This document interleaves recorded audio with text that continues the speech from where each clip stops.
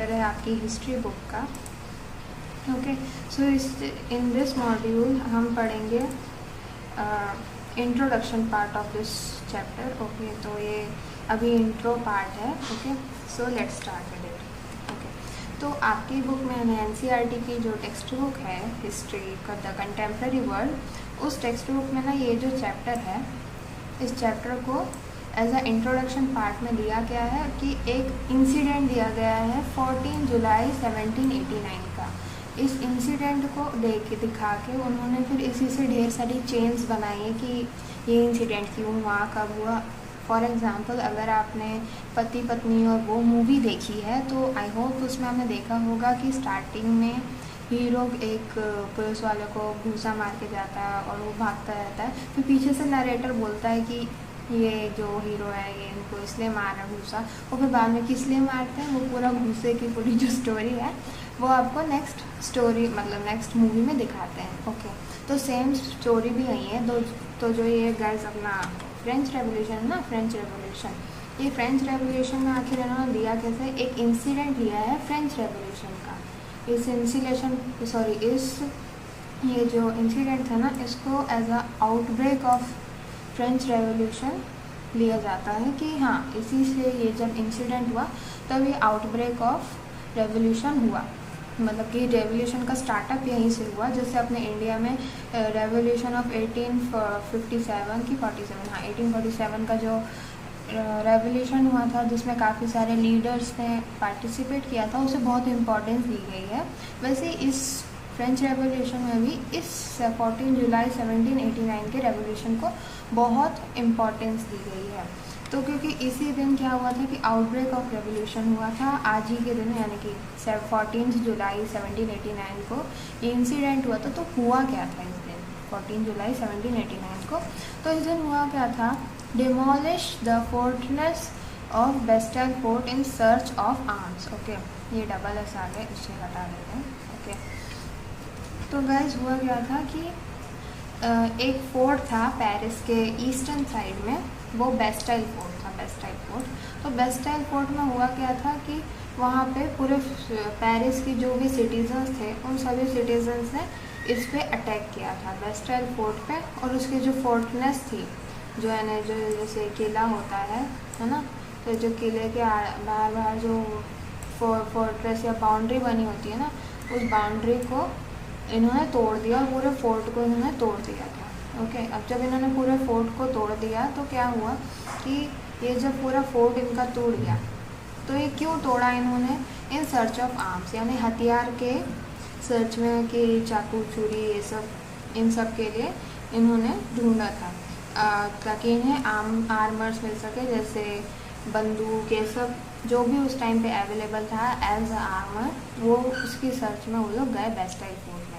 They free all the prisoners of the fort, they free all the prisoners of the fort, number of prisoners 7। Okay, ये लोग Bastille fort में गए और इन्होंने पूरा fortress तोड़ दी और वहाँ के जो प्रिजनर्स थे, 7 प्रिजनर्स थे कुल मिला के, ज़्यादा नहीं थे उस फोर्ट में, तो उन 7 प्रिजनर्स को इन्होंने छुड़ा लिया। दे किल द कमांडर, उन्होंने कमांडर को भी मार डाला, उन्होंने कमांडर को भी नहीं छोड़ा।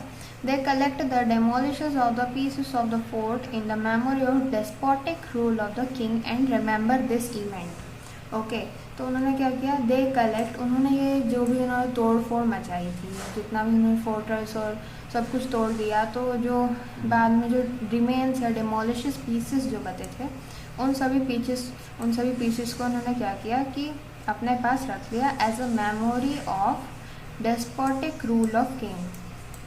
ओके, इन्होंने एज अ मेमोरी इसको अपने पास रख लिया था। क्यों रखा था, ये लोग क्या सोचे कि इन्होंने, अब आप सोच रहे हो क्यों रख लिया मैम इनको, तो इसलिए इनको इसलिए रख लिया ताकि ये अपना घर बना सके। नहीं अपना घर नहीं बनाएंगे, टूटी हुई पीठ दीवारी और सब।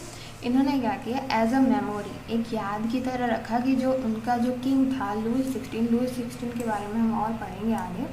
लुई 16 तो उसकी जो डेस्पोटिक रूल था उसका, यानी जो करप्शन वाला रूल था, उस रूल की याद में कि हमने उस रूल की जो नींव थी है ना, वो हमने तोड़ दी थी, यानी बेस्टाइल फोर्ट को उन्होंने तोड़ दिया था, पूरा ख़राब कर दिया था। और फिर बाद में हुआ क्या कि धीमे मतलब कि इसी दिन जो आउटब्रेक हुआ था रेवोल्यूशन, इसीलिए इसको इंट्रोडक्शन पार्ट में फर्स्ट ऐसे प्लेस दी गई है।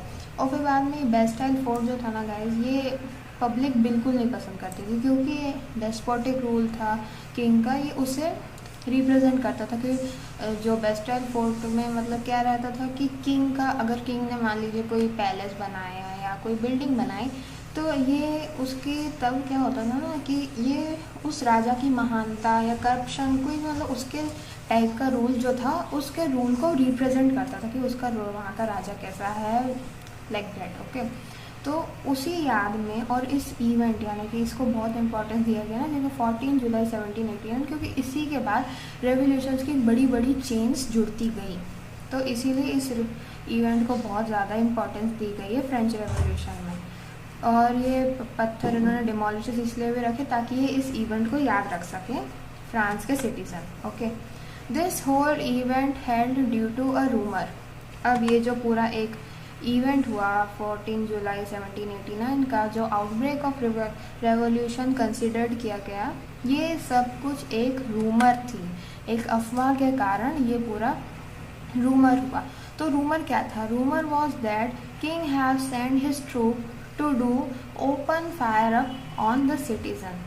एक्चुअली गाइज वहाँ पे बेस्टाइल मतलब पूरे पेरिस में सिचुएशन क्या थी कि जो भी सिटीजन्स थे ना, वो की पब्लिक बहुत आउट ऑफ कंट्रोल हो रही थी।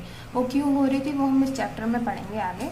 तो वो पूरी आउट ऑफ कंट्रोल हो रही थी। So to control the public of Paris and citizens, क्या वहाँ के किंग ने क्या किया कि जो भी आर्मीज थी, एक आर्मी का छोटा सा ट्रुप वहाँ पे भेज दिया।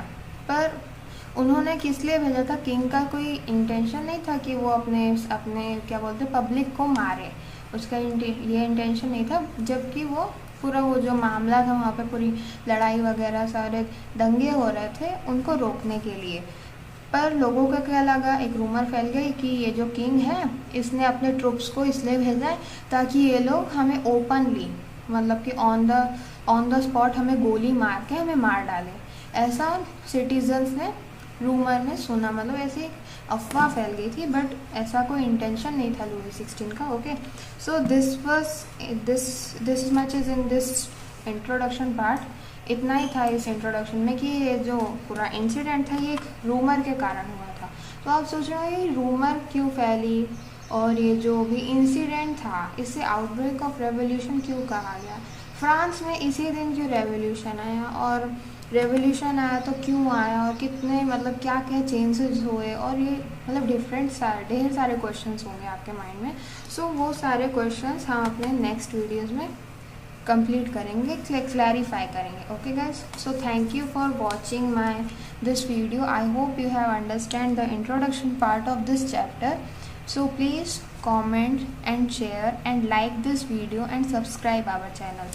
Thank you so much for watching.